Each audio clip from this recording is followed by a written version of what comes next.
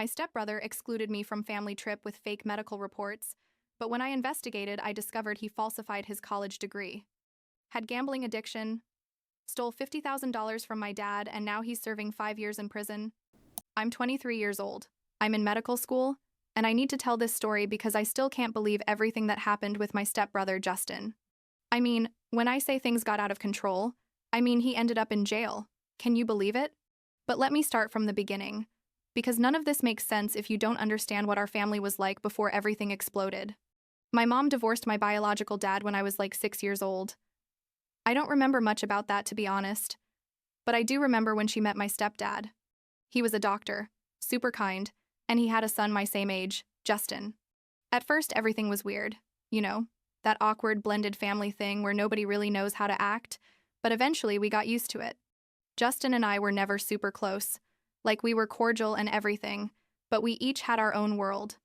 He was more quiet, spent a lot of time in his room, and I was the typical nerd obsessed with studying. My mom and my stepdad got married when we were like 8 years old, and honestly, it was a nice time.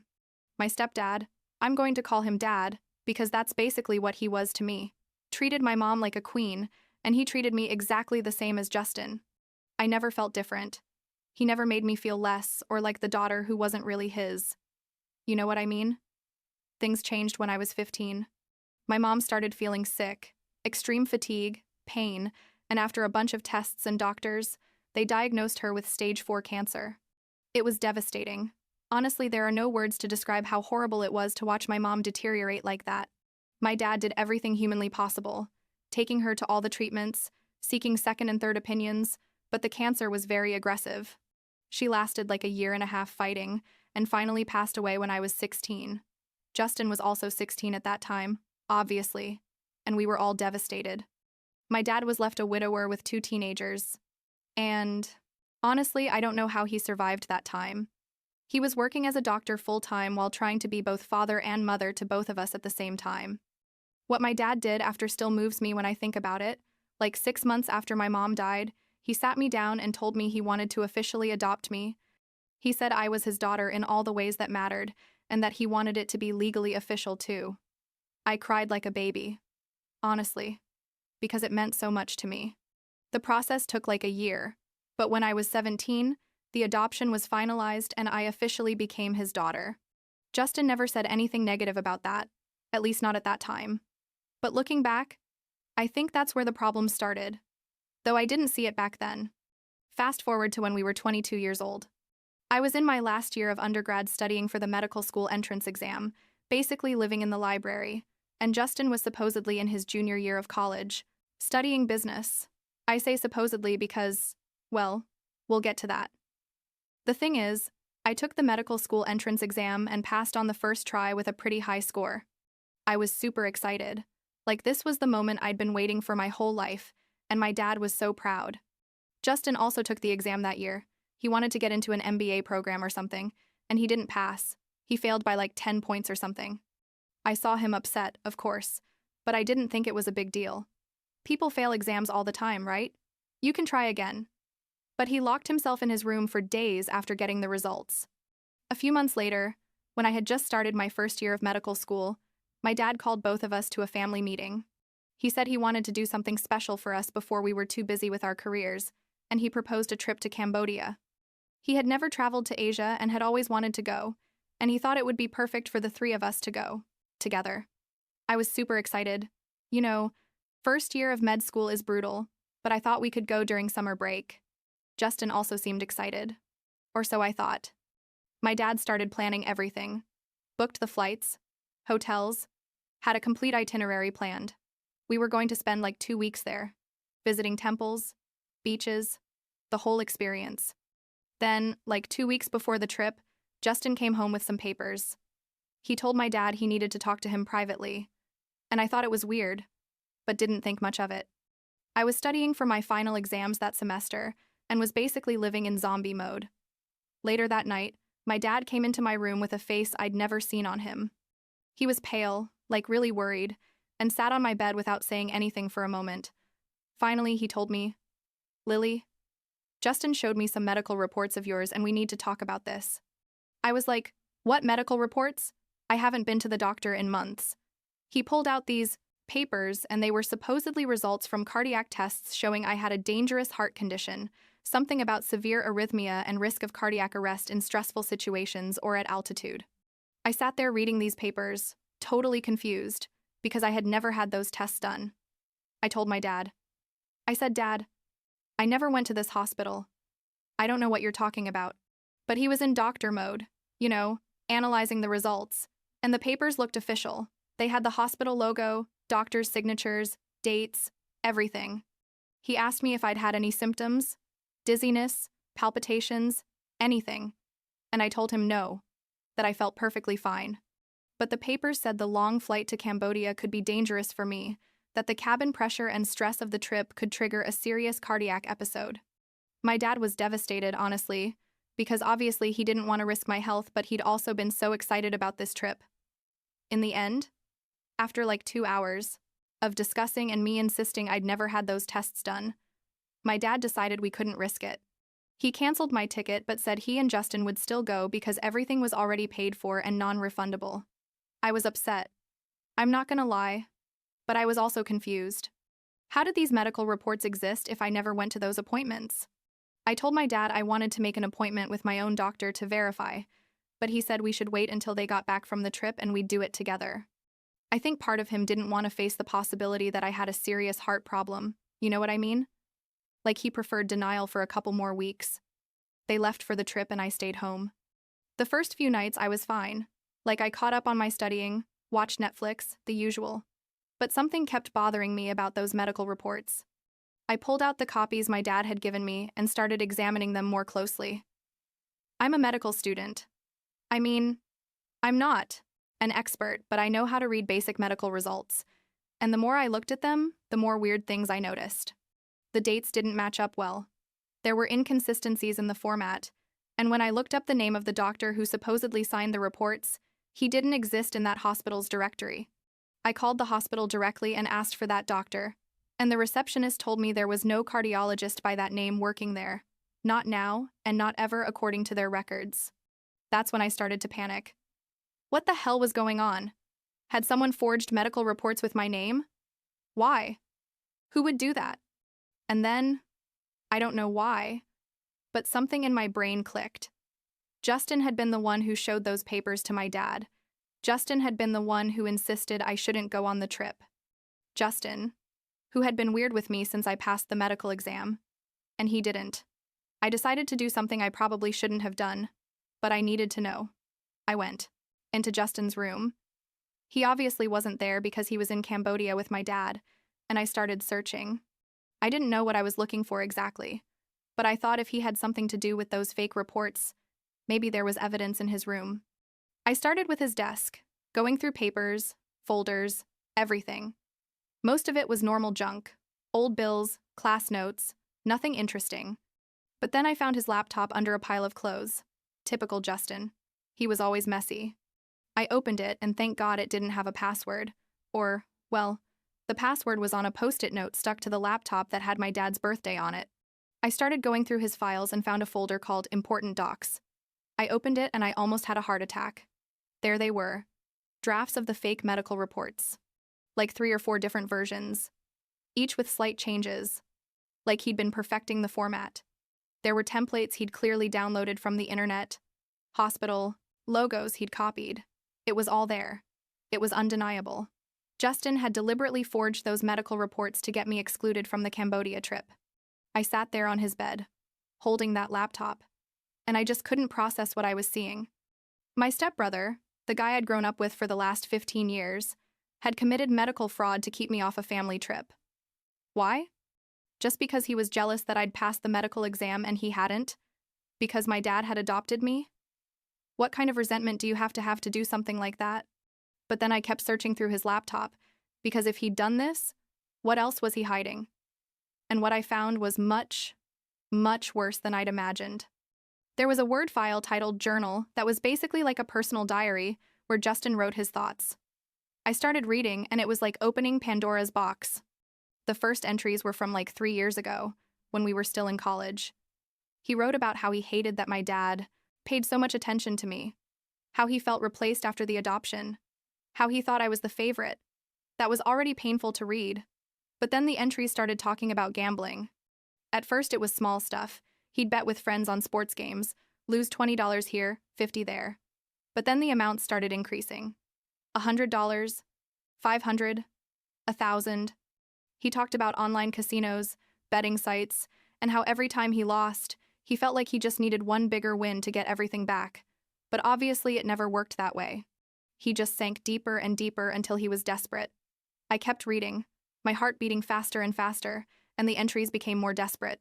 Justin wrote about how he'd started borrowing money from loan sharks, people who were now threatening him for not paying. He wrote about how he'd dropped out of college after the first year, literally after the first year, and had been lying to my dad for years about still being enrolled.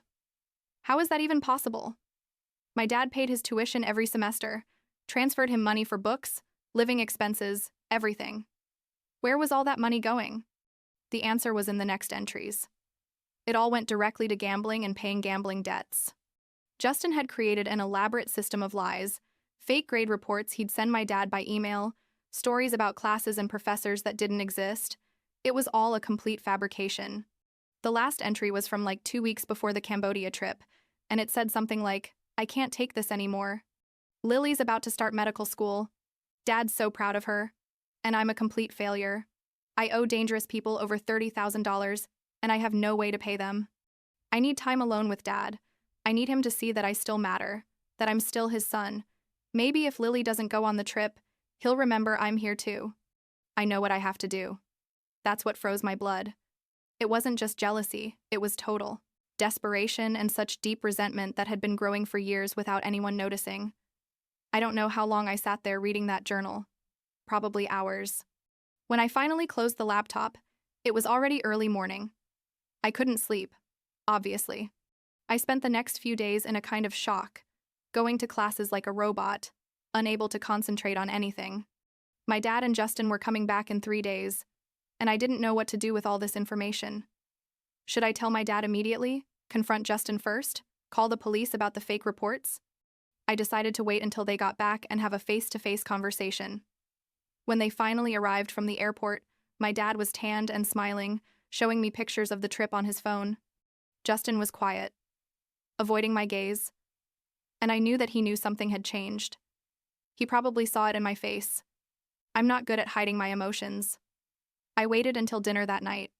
My dad was telling stories about the temples they'd visited, and suddenly I interrupted him and said, "Dad, we need to talk about the medical reports Justin showed you." Justin went pale immediately. My dad looked at me confused and said, "Yes. Did you make the appointment with your doctor to verify?" And I said, "No. It's not necessary. Because those reports are fake. Justin forged them."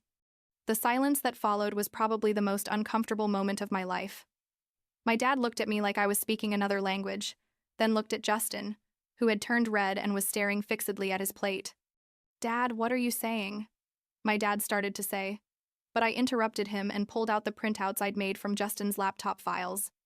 I showed him the drafts of the fake reports, the downloaded templates, everything. Justin didn't even try to deny it. He just sat there while my dad read the papers, his face going from confusion to disbelief to absolute fury. Finally, my dad looked at Justin and said in a voice I'd never heard from him, "Why? Why would you do this?"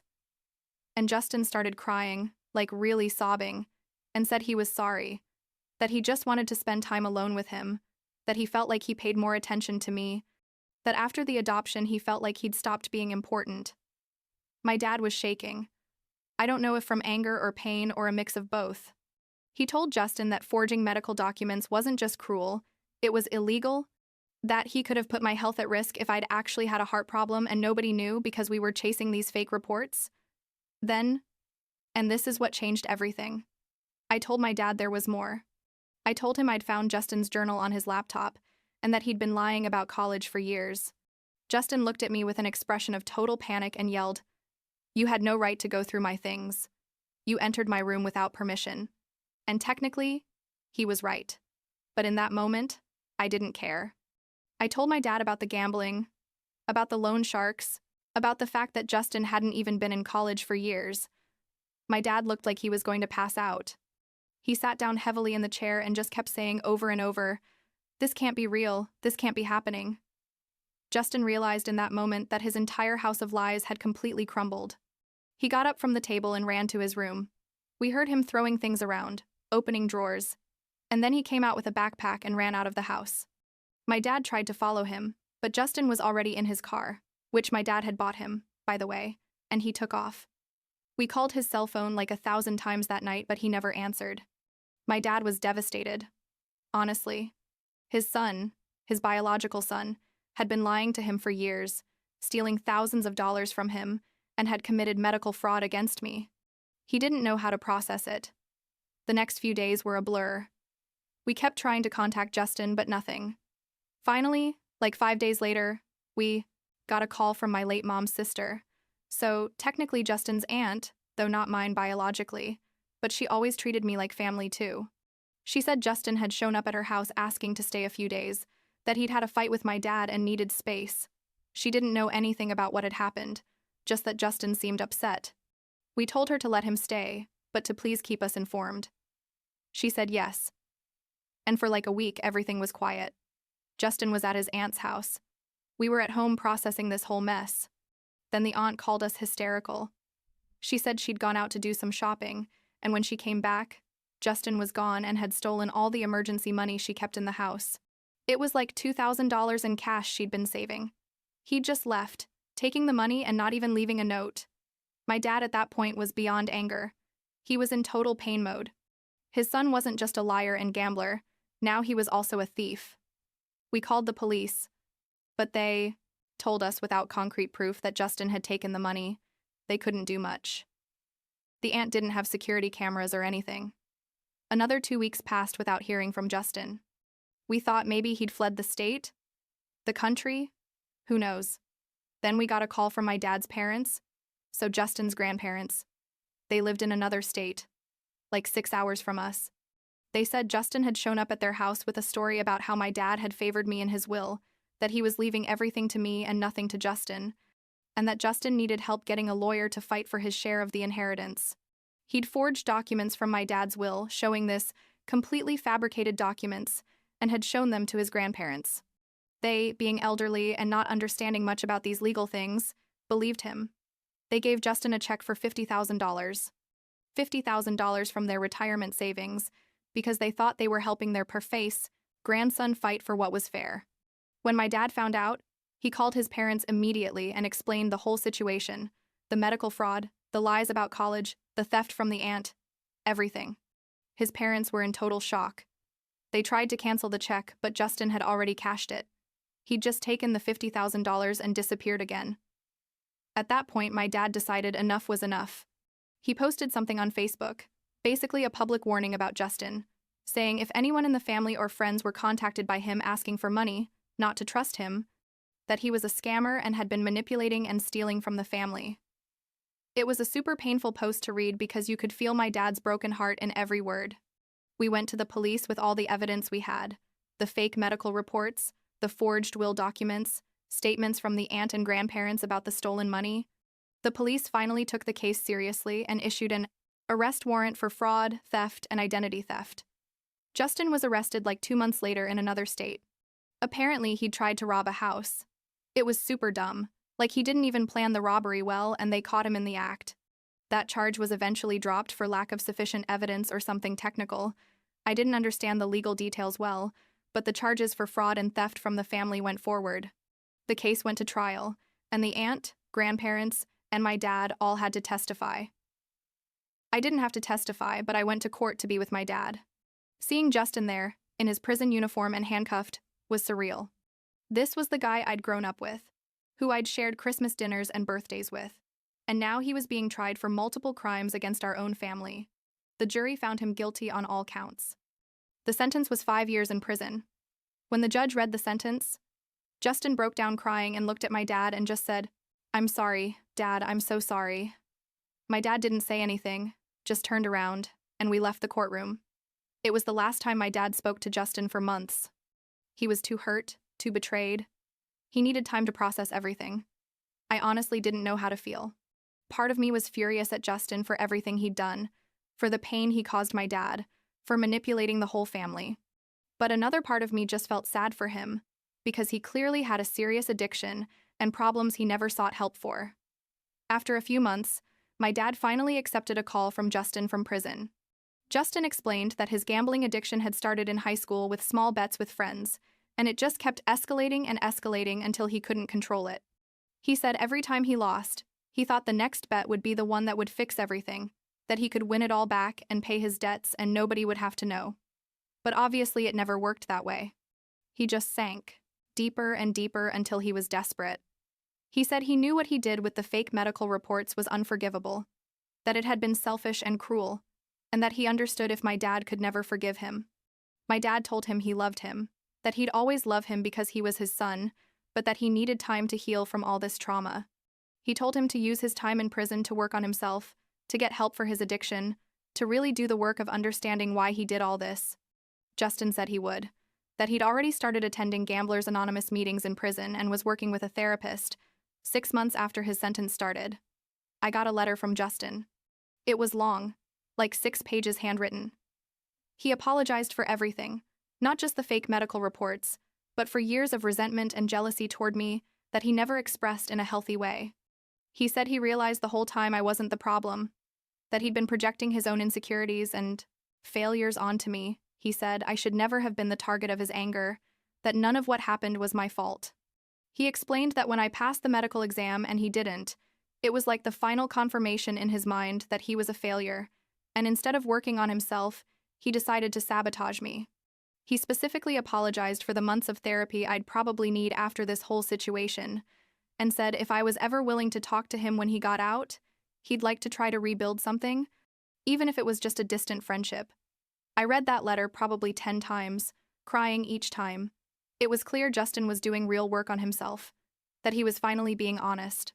After thinking about it for weeks, I decided to write him back. I told him I appreciated his apology, that I understood addiction is a disease, and that he'd clearly been struggling with things he never shared with anyone. I told him I wasn't ready to say everything was forgiven, but that I was willing to stay in contact while he worked on his recovery. I also told him that when he got out, if he still wanted to rebuild his life, I'd help him with educational resources to get his GED or maybe eventually go back to college for real, but only if he was truly committed to changing. It's been like 3 years since the start of this whole mess. Justin's been in prison for a year and a half. He's got 3.5 years left still, though with good behavior he could get out sooner. My dad has started visiting him occasionally. He says he can't just abandon his son, though trust is completely broken. I've visited him twice. The visits are weird, awkward, but he seems different, more mature, more self-aware. He talks about his plans for when he gets out, about staying away from gambling, about getting an honest job and slowly rebuilding trust with the family. The aunt eventually forgave him. She says money is just money, and she'd rather have her nephew back in her life, eventually. The grandparents are working on forgiving him too, though they're still hurt by the manipulation. My dad says it'll probably take him years to be able to fully trust Justin again, if he ever can. And me? I honestly don't know how I feel most days. Sometimes I'm angry, sometimes sad, sometimes just tired of all the drama. I finished my 2nd year of medical school. I'm now in clinical rotations, and I try not to let this whole situation define my life. What bothers me most about this whole story is thinking about all the signs we missed. How did we not notice Justin had dropped out of college? How did we not see his addiction growing?